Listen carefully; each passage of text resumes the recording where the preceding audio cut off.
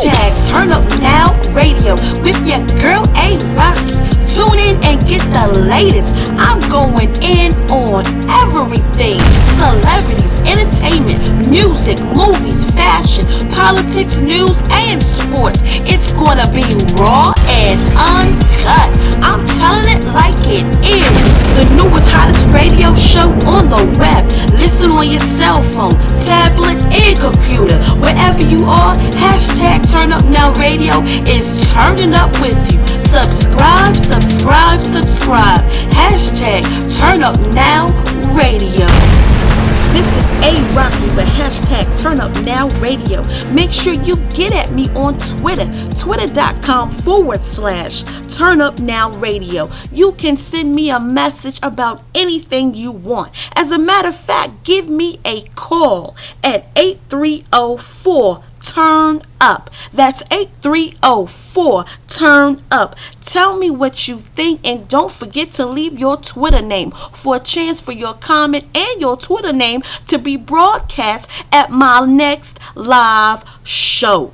All right, let's get right into it. It's 2015 and racism is alive and well. It turns my stomach to even admit that. But the truth is, we've been facing topics of racism quite frequently lately. Let's go to Oklahoma State University, where the fraternity Sigma Alpha Epsilon, known as SAE, has made national headlines with their racist chant that was caught on videotape while they were on a bus. I am going to tell you what they said, and I'm also going to play an excerpt of what they said, so you don't have to take my word for it. You can hear it yourself. Now, I'm going to tell you what they said, but I will let you know this. I'm not going to say the N-word. All right, so listen up. This is what the college students of the fraternity SAE had to say. There will never be a N at SAE. There will never be a N at SAE.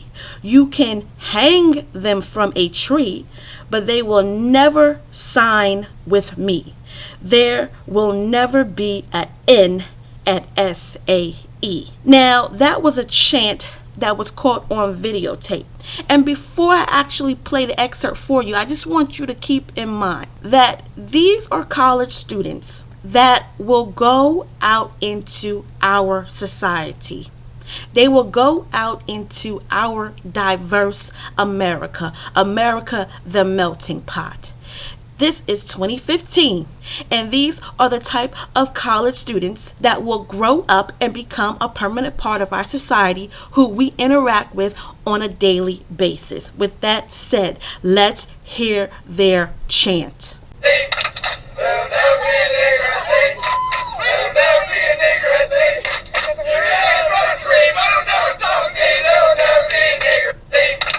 I'm going to break this down into 3 layers. Layer 1, I'm talking about today's era, 2015. A racist chant video surfaced. So me being the person that I am, I like to dig a little deeper, and I like to know why things are the way they are. So follow me, kick back, relax. I'm going to give you some knowledge. Let's go to their website. Yes, I went to their website. They do have one. And in case you want to know about it, here's the URL. www.osusae.org.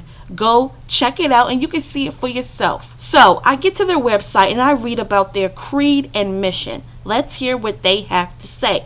Sigma Alpha Epsilon strives to give young men the leadership, scholarship, service, and social experiences they need to excel in the walls outside their campus. And once they graduate, we firmly believe membership is for life.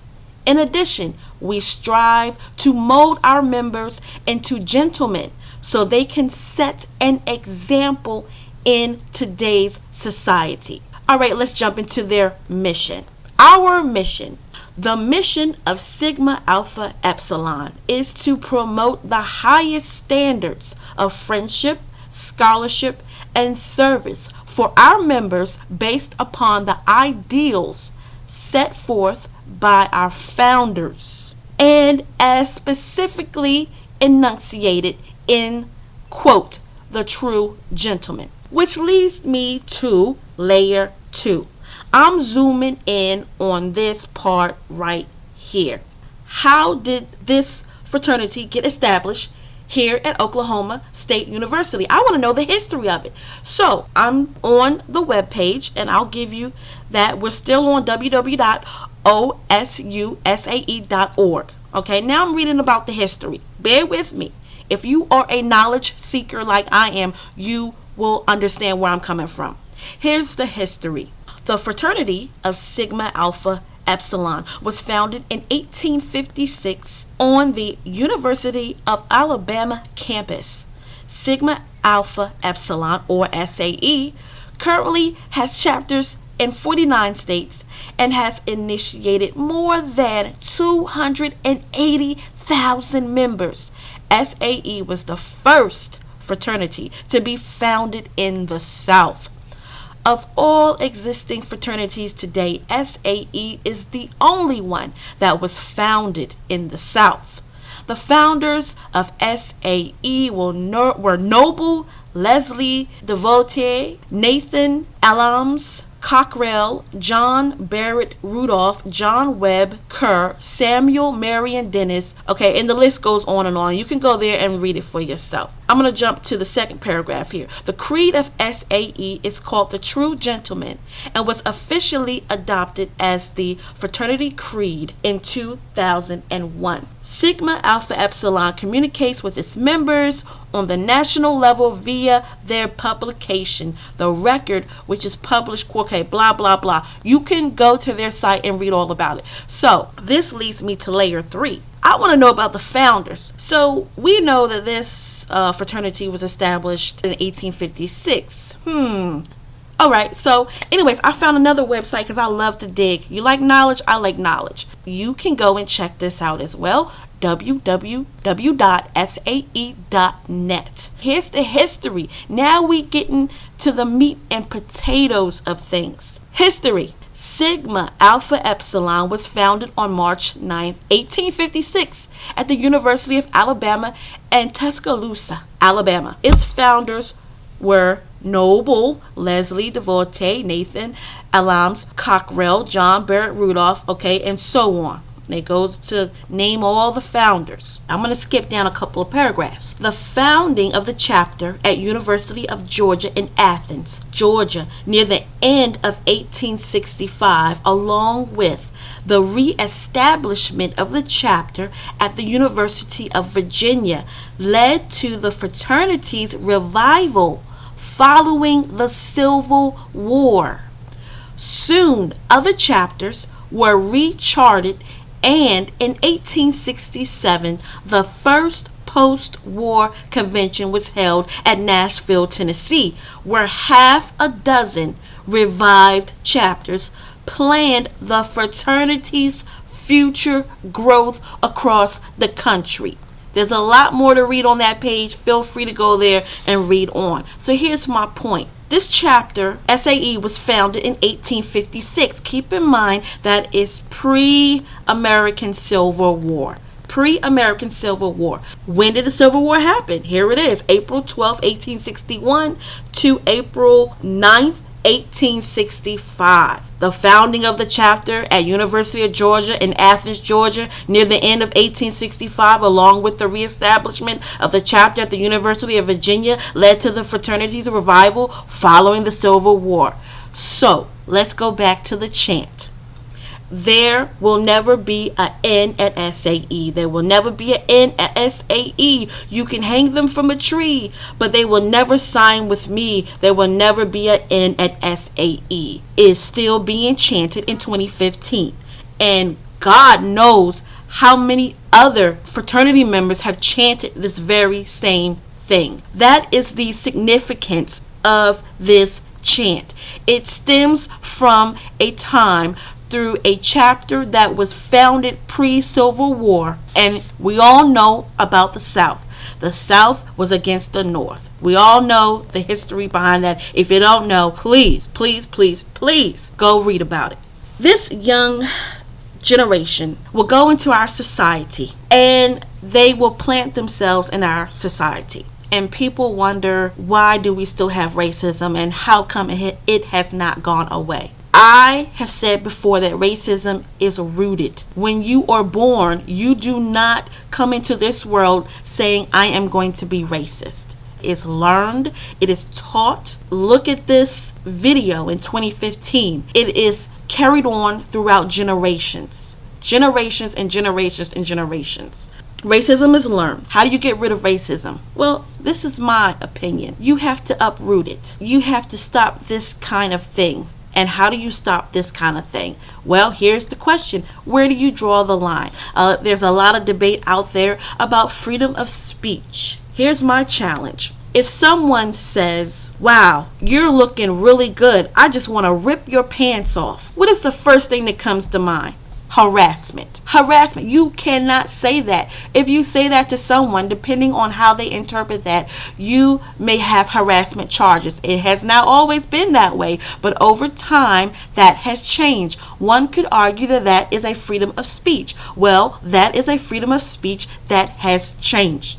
Here's another example. Let's look at bullying. Back in the day, going in school, kids used to pick on kids all the time. But now, through change, you can't do that. You can't just say whatever you want. You can't just jump on social media and harass someone or bully someone, because there are consequences. That could be considered a freedom of speech, a way of expression, but we draw the line. Who's to say that someone can't say, you know what, I don't like green shirts. I don't like people who wear green shirts. And when I see someone who wears a green shirt, it just makes me want to go out and kill them. You can't say that. That's a threat. We draw the line. We draw the line and say, you know what, that could be considered a freedom of speech, but no, that's a threat. So with racism, I think we need to start drawing the line. And until you make racism and the words that surround racism and the actions that surround racism to say that you cannot say that, it is not acceptable or appropriate to say that, until you start drawing the line in the sand, we will always have racism, because the excuse is, and I call it an excuse to be racist, is that it's my freedom of speech. And what I find particular is when people say, well, I'm not a racist. Huh? Wait a minute, hold on, let me go back, let me look at this chant. So you want to tell me that you just chanted this and you're telling me you're not a racist. Let me break it down for you. Let's say this. If someone says, you know what, I don't like pizza. I hate pizza. Pizza disgusts me. And then someone says to you, so what are you having for dinner? And they say, pizza. Now, does that make sense to you? Now, I have completely broken that down all the way down to a kindergartner's understanding. So if someone says racist things and then they say that they're not a racist, that doesn't make sense. How do we get rid of it? Well, we stop it. We stop the belief. As I said, it is something that is learned, that is taught, that is passed on. Maybe it's through people's experiences, but you cannot blame an entire race for your one experience or two experiences. You cannot do that. To unlearn this for the young people coming up, to say, you know what, this is not acceptable to be this way. Listen, I believe in forgiveness. I really do. If it's sincere, I do. And these college students are young and impressionable. They really are. So hopefully this will bring light to them and those that have gone before them and, you know, who have went through this fraternity, and those who are out there, that it brings light that it's not okay to say these things. It's not acceptable. I just broke down to you the history of it, where it came from, where it derived from, this chant. On their website, they say themselves that these are people that they're going to send out in society. These are the people that you see every day. It could be your coworker, it could be your boss, it could be your employee, it could be the person at the cash register, the car dealer, the banker, the judge, the policeman, the neighborhood watchman. It could be a lot of different people. My point is, where do you think these type of people go? They go out into society. They don't just disappear and go away. They are your everyday people that we see every day. That is how racism still exists until you make it unacceptable to have racist groups. And I'm saying on all ethnic backgrounds. I'm not just pointing out this incident. It can go in many different ways. If you promote hatred, bigotry towards other races, that should be illegal. You should draw the line. I don't buy this freedom of speech stuff anymore. That's what I say. But I want to know, what do you say? What do you think? Should we draw the line on racism? And how do we draw the line on racism? Should we deem these types of remarks and comments and actions from all groups, not just one? I'm not pinpointing one group. Any group that speaks bigotry and racist comments, should that be illegal? Should they face possible charges? We do it with bullying, we do it with harassment, we do it with threats. Why not do it with racism if we truly want to get rid of it? Get rid of it by making it illegal to say those types of comments. Get rid of it by reaching out to our young people, our new generation. The older generation, yeah, most would say they're kind of set in their ways, but I do believe that anybody can change. It's the new generation that's going to move our country forward, and it's their new way of thinking. Can we change that? We cannot change that when we have fraternities like this, and this is just one example. I'm sure there's plenty of other examples out there, but this is just one that's made national headlines recently. We need to change that way of thinking. This is 2015. Anyways, that's enough of me rambling on. Please give me a call, 830-4TURN-UP, and get at me on Twitter, twitter.com/TurnUpNowRadio. This is A Rocky, and make sure you subscribe because you know I have the 411.